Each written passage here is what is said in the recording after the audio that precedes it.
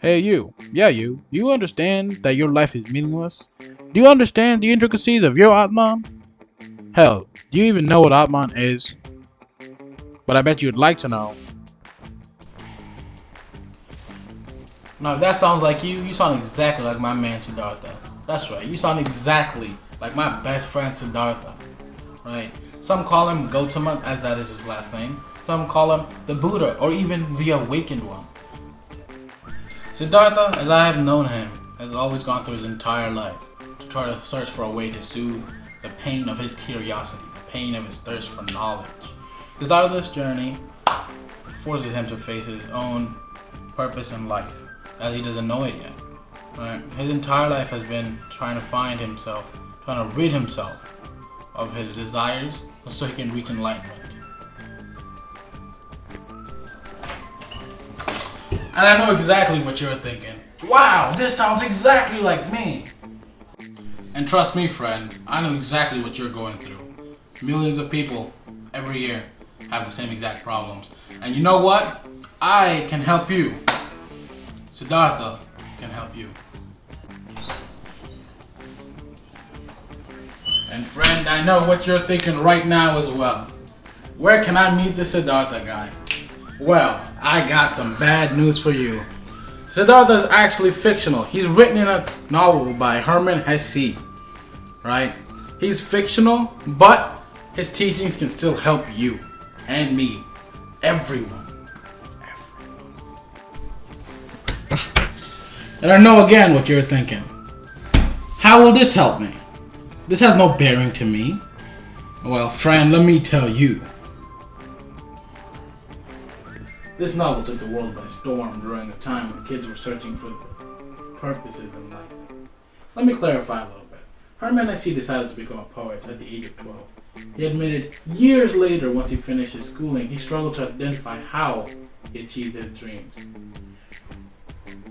An apprenticeship at a bookshop for 3 days left the young author exhausted and distraught, while his father's refusal to allow him to leave home to pursue further literary education left him harmed and bruised for years to come.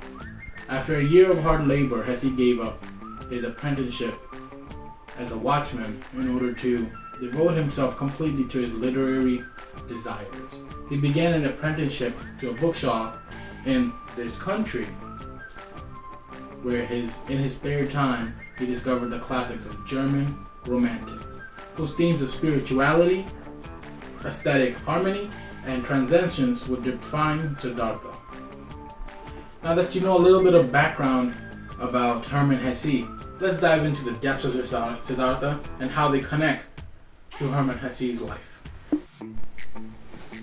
Siddhartha by Hermann Hesse is divided originally into two parts, part 1 and part 2. But just for my clarification and your sanity, let's divide it into 3 parts. Each part dealing with something that Siddhartha has to do to reach his enlightenment. So hopefully you don't have to do the same things. And hey, while we're doing that, why don't we look for the solution to reaching nirvana? Is it in here? It's not in there. Let's keep looking. Dang, it's not in there either. How about this room? Damn, the solution's not in there either. How about we start from part 1 out of the 3 parts that does. Alright, so part 1, as I just said, is the battle of the mind. This is the part where Siddhartha figures out that his Brahmin ways that he's been taught for all of his life are just insufficient to reaching nirvana, as he hasn't seen anyone actually reach it in all the elders of the lands. So, part 1 includes his departure to being a samana as well. As a samana, Siddhartha is able to reach a short burst of nirvana or enlightenment only when he's completely food deprived and thirsty. Alright, let me just check this over real quick. Grass is not there either. Alright, so as a samana, while he's able to get some semblance of nirvana and enlightenment, it's not enough to sustain him. Right? And that ends part 1. That is his battle of the mind. His departure from the samanas ends part 1. 2. Part 2 is his battle of the flesh, or materialistic things. Anything that talks about real life materialism or consumerism. This is the part where Siddhartha finds out about Kamala. He meets her, falls in love, and as she's a prostitute, she asks him to be rich in order to get her affection. So Kamala encourages Siddhartha to turn to the materialistic ways. In this time period of Siddhartha, part 2 of the novel, we see that Siddhartha becomes more materialistic, as I've said many times.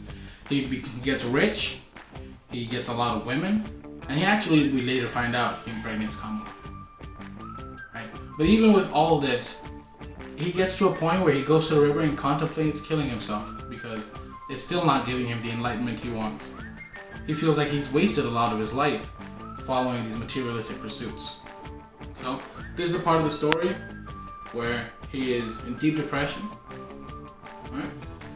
And one part that I didn't mention yet was actually part 1.5. This is the part where Siddhartha goes to the river, talks to the ferryman, and goes on to the side of commercialism and materialism. Right?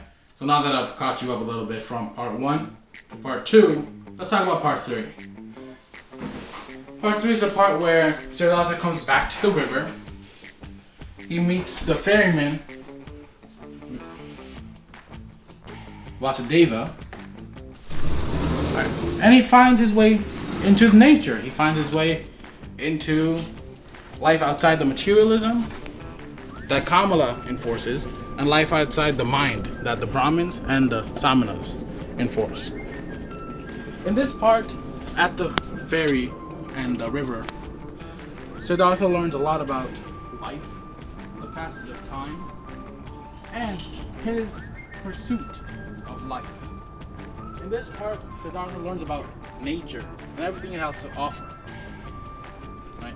This is the part where Siddhartha actually learns and is forever enlightened because he's able to listen to Vasudeva and the river. Right? The river is characterized by two symbols. It can be considered a passage of time, as it never ends, nor does it ever begin. So it is that passage of time, but it can also be a passage of life and life force. As it says many times, Siddhartha listens to the river and he can hear the sounds of nature itself. Right? This ideal is favored highly by Hermann Hesse because we do see, like I've said, Siddhartha talk about it a lot.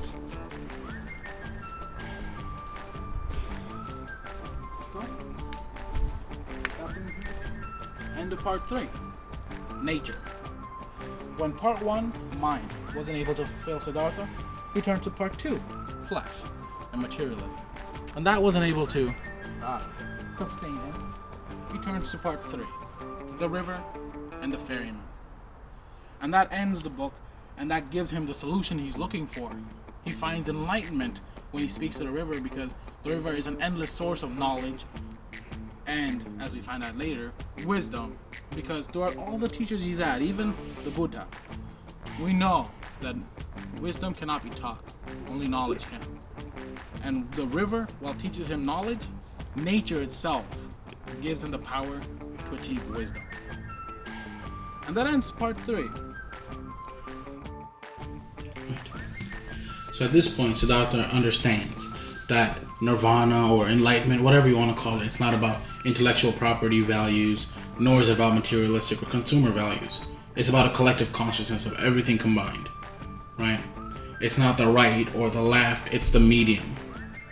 Now this philosophy also aligns greatly with the Buddha's philosophy of the middle way, right? You should neither be rich nor poor. You shouldn't overfeed nor should you starve yourself. Right? See, these two values are represented by the Brahmins and the Samanas as well. You have to meet in the middle. Right? You can't have part 1 or part 3. You have to have part 1.5. Sorry if that was a bit cavalier, but you know what I mean. Right? He pretty much realizes that we're all connected. And I believe this main realization comes from that part where he's about to kill himself right after the materialistic points. Right? He's contemplating committing suicide And when he goes into the water, he hears Om. Right? Just that one sound saves him from himself and saves him from the river. The Om is a very religious and powerful chantation in Hinduism or general Eastern philosophy. Right? Om is a sacred and spiritual symbol in Eastern religions, as I just said. And on another topic, right, Om also encompasses all the syllables and all the sounds of the language, all the sounds of nature, all the sounds of everything.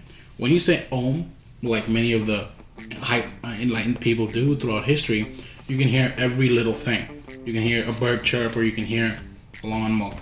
Right? Everything is engulfed into Om. And I think that's where he gets his unified theory of nature. Right? The river, it's a collection of all things life, and him, as a ferryman, is able to hear everything. He's able to hear Om, he's able to hear the river, which could be said are one and the same. Right? So I believe he gets his unified theory of laws of nature from the word Om, something he hears moments before his death.